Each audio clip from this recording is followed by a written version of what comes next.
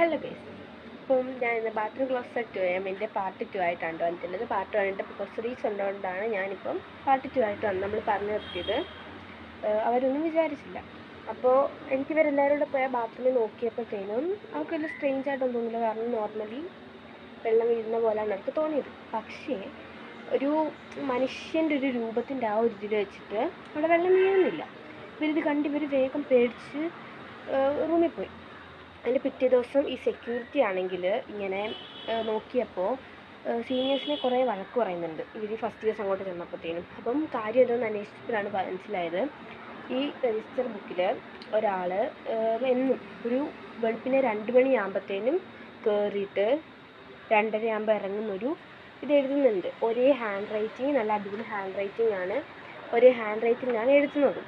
So അങ്ങനെ ഇത് കണ്ടപ്പോൾ സെക്യൂരിറ്റിക്ക് ശരിക്കും ഒരിതായി. ആദ്യം വിചാരിച്ചു സീനിയേഴ്സ് എഴുതിയതാണെന്ന് വെച്ചു. കുറേ നാൾ വരെ വഴക്ക് പറഞ്ഞാൽ ഇവർ പറയുന്നുണ്ട് ഇല്ല ഞങ്ങൾ ചെയ്തിട്ടില്ല എന്ന് പറയുന്നുണ്ട് കേട്ടോ.